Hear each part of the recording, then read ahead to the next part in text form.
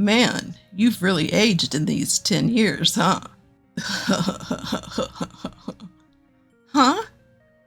A single woman in her 40s? Geez, you're quite a sight, huh? My ex-husband sneered at me when we met again after a long time. This was the man who got his mistress pregnant and abandoned me, who was infertile 10 years ago without a second thought. I had hoped that with time, he might have become a slightly better person. However, it seems that a person's true nature doesn't change so easily. Even after 10 years, he still seems to consider me as less than him. Bringing up the past and continuously insulting me, I quickly decided to end the conversation and not interact with him again. The very next moment, I unexpectedly achieved my revenge against my ex-husband. My name is Maria Garcia, and I am 30 years old. I work at a publishing company, and despite being busy with work every day, I lead a fulfilling life. My husband's name is Tim, and he's 32 years old. We've been married for 3 years now, but we don't have any children yet. It's not that we don't want to, we just can't. At the start of our marriage, I wanted to have children right away. I've always loved children and wanted to experience childbirth and raising a child while I was still young. However, reality was harsh, and even after 3 years of marriage, there were no signs of us having children. In the first year, I didn't worry too much about it. I thought, we'll naturally get pregnant at some point. But as a year and a half passed, I started to feel anxious. There was no reason we couldn't conceive. We weren't using contraceptives. I clearly remember the feeling of my blood draining from my face when I realized this. What if it's my fault? What if I'm the one who's infertile? I feared that the value of me as a woman would vanish in an instant. In the end, I couldn't tell my husband how I felt and decided to go to a gynecologist. I was told that natural conception was impossible and had to undergo various tests. Some of these tests had to be done during my period, and some had to be done after it ended. As someone who was lacking knowledge about all this, the 2 months until the tests were over were really hard for me. I went to hear the results of the test with a prayer in my heart. As I rubbed my cold hands and headed to the examination room, the doctor said, "We've run a comprehensive examination, and we didn't find anything unusual about you, Miss Johnson." Huh, so you mean there's nothing wrong with me? Yes, we didn't find any specific cause. You have a body that can get pregnant without a problem. Then why can't I? At that point, a single possibility occurred to me. The doctor seemed to have the same thought and opened his mouth with a slightly grim expression. How about suggesting your husband get tested too? So you mean the infertility might be due to my husband, not me? That's correct. It's not well known, but about half of infertility cases are caused by the male partner. Half of them? When we hear about infertility, we tend to assume the woman is at fault.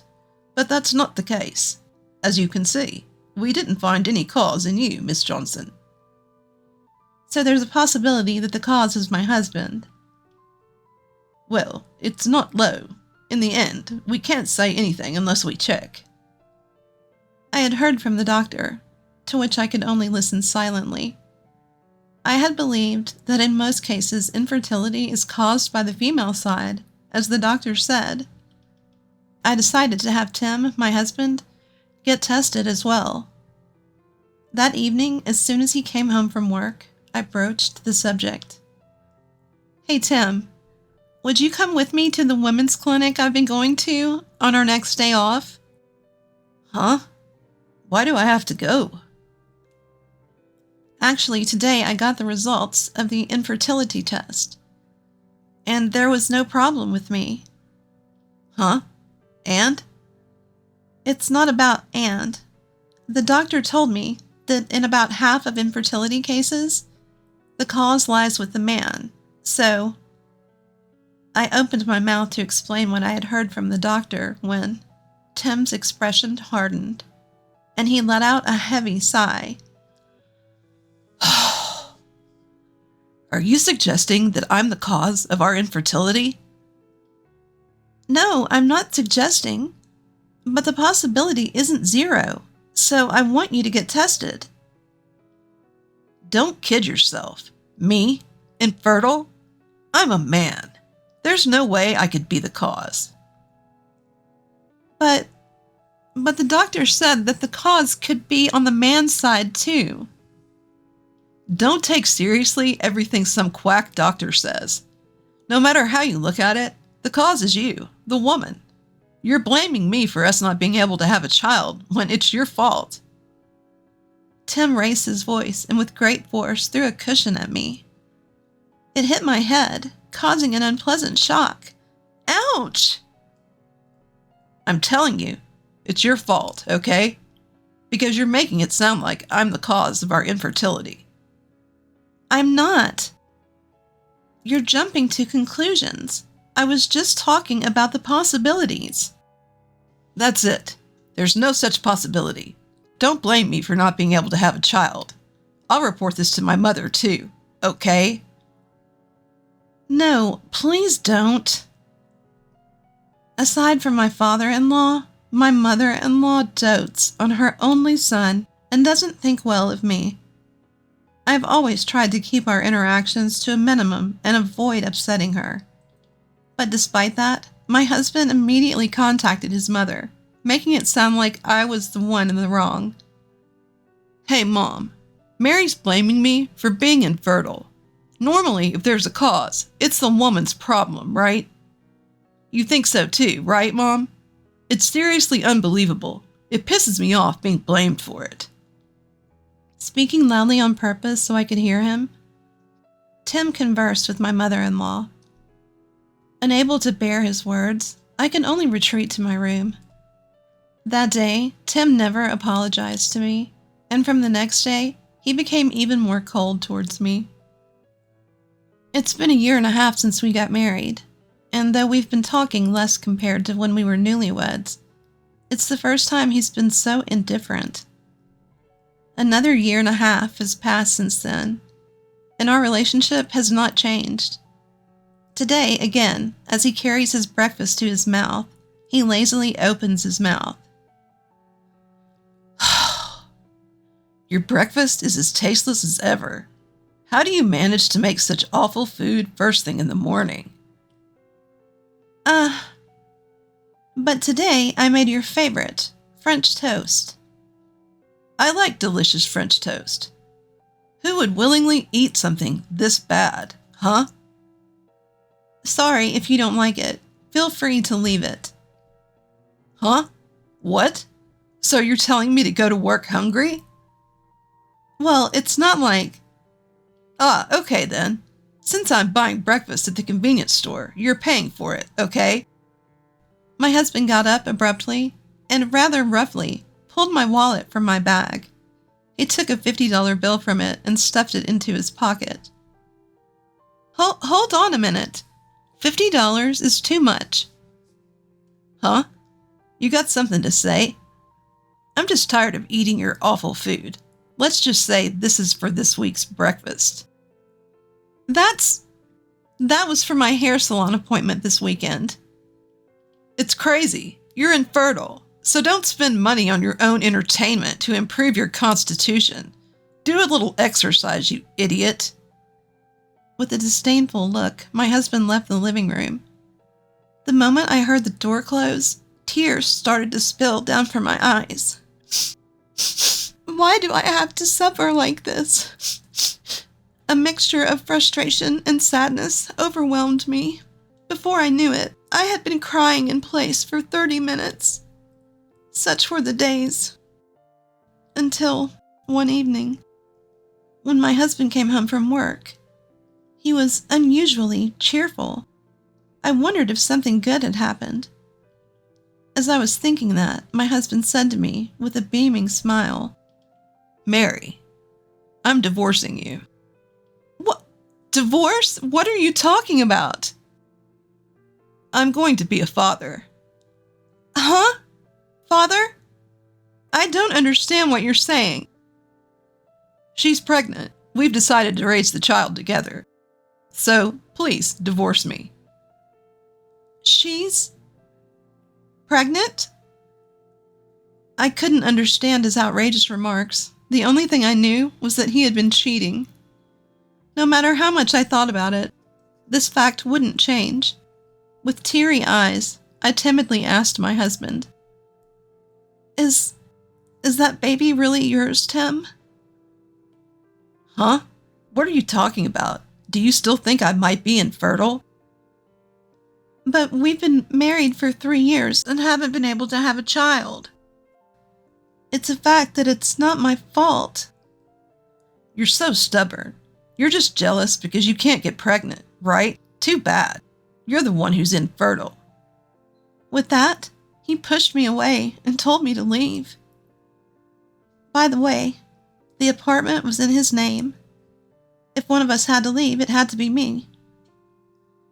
As I reluctantly packed my bags, he threw the pre-prepared divorce papers at me.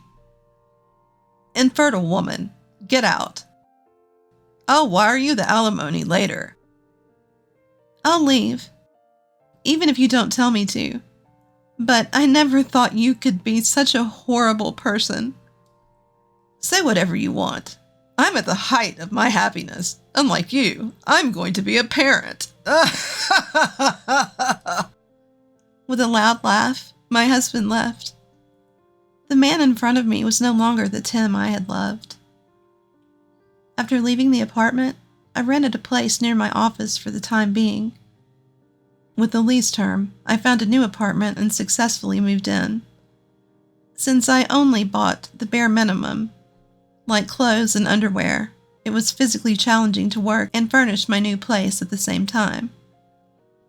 Still, the $30,000 alimony for my ex-husband and his mistress helped me start my new life without financial trouble. For the next 5 years, I immersed myself in my work to shake off my painful past. During that time, I was introduced to someone through a good friend at work. His name was John Thompson. John was 2 years younger than me, but had a friendly and generous personality. Like me, he had gone through a divorce, the cause of which seemed to be infidelity on the part of his ex-wife. Neither of us had children. We shared the exact same situation. Because of this, we were able to understand each other's pain. Eventually, our relationship turned romantic. After a year of dating, we happily became husband and wife. I now, Mary Thompson, became even more dedicated to my work. On weekends, my husband and I would go out, occasionally taking trips and savoring our second lease on life. And to my surprise, I discovered that I was pregnant on my 37th birthday. We had only been married for 6 months. The child we had wished for so much came to us easily. Tears welled up in his eyes, and he rejoiced from the bottom of his heart. Mary, thank you so much. I'm incredibly happy. I am also. I am so happy. I never thought I would become a mother. It might be tough because of our age, but I'll support you with everything I have. Let's do this together. Thank you, John. I'm really happy to become a parent with you. After that, just as he promised, John supported me throughout my pregnancy. He took over all the household chores that we used to share and did all the shopping. 7 months later, I gave birth to our daughter safely. It was the happiest moment of my life.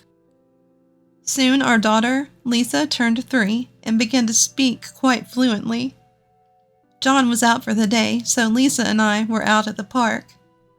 As I watched Lisa play in the sandbox, I heard a familiar voice. Is that Mary? What, Tim? It is, Mary. Wow, it's been a while. The man standing there was my ex-husband, Tim, who had abandoned me. He grinned as he approached, peering into my face. What are you doing here? Looking so down. Waiting to get hit on? That's ridiculous. Please don't talk to me. You've really aged in 10 years, haven't you? What? A 40-year-old single woman? Man, you look so miserable. My ex-husband slapped his hands together and burst out laughing. In front of him, I felt like a blood vessel had burst. I had just become happy. Why did he have to appear now, of all times? After all, it's because of him that I went through so much pain.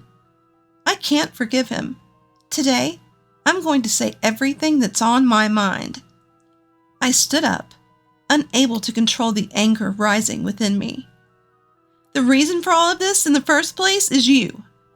Just as I was about to shout at him, my daughter tugged at my clothes and asked with a puzzled look, Mommy, who is this man? Ah, Lisa. Mom's friend.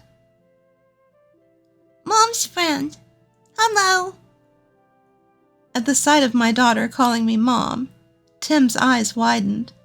He approached me hurriedly with a flustered look. Hey, what's going on here? She just called you Mom. That's right. This girl is Lisa, my daughter. What? There's no way that's possible. You were infertile. That's what I told you 10 years ago, didn't I? The problem wasn't with me. I had tests done to prove it. So this child, she's really yours. Yes, Lisa is undeniably my daughter, born of me. No. It can't be. You were sterile. Tim's face turned a sickly pale color, distorted in shock. As he took a step back, I posed a thought to him. Tell me, are you certain your children are your children? What are you saying? Have you ever confirmed it? At least I believe that you were the cause of our infertility. Stop it. That's not true. There's no way. After all, I'm still raising a child with her. Well, doesn't it just go to show? It's not who bears the child, but who raises them. If you're not bothered by it. There's no way that child isn't my own. There's no way. Serves you right, to be made a fool of by her cuckoldry. Why don't you suffer for a bit? Tim let out a strange yell and ran off somewhere crying. My daughter stared at me in confusion as I chuckled at his pathetic figure. Mom, was that not a friend of yours?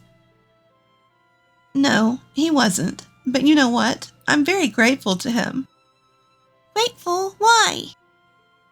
Because if it wasn't for him, I wouldn't have met you, Lisa. Really? Then Lisa is also grateful. That's right, Lisa. You are the treasure of me and your father. I opened my arms wide, hugging my daughter tightly as she leapt into them. I may have been a bit cruel to Tim, but honestly, I don't harbor much resentment towards him anymore. Thanks to his cheating, I was able to meet my beloved John and Lisa. It seems that Tim confronted his wife about their child afterwards. In the end, his wife confessed that she'd had relationships with multiple men at the time. Among them, she chose to marry Tim because he had a stable income. After a DNA test, it was revealed that Tim had no biological relation to the child. He also underwent an infertility test, and it turned out that he was infertile. In the end, Tim and his wife divorced. He was left completely despaired and developed a mistrust of people. He hasn't left his house since, with only his mother-in-law occasionally checking on him. He was also fired from his job. and there's still no prospect of finding a new one. As for me, my status at the company has risen, and I finally managed to secure a managerial position. My income has slightly increased, giving us more opportunities to go on family vacations. Every time I see the happy smiles of my daughter and husband, I can't help but feel my own happiness from the bottom of my heart. My decisions were never wrong. Only because of the hardships I faced can I now enjoy these blissful days. I won't look back at the past anymore. With my beloved daughter, my loving husband, let's move towards a bright future as a family of 3.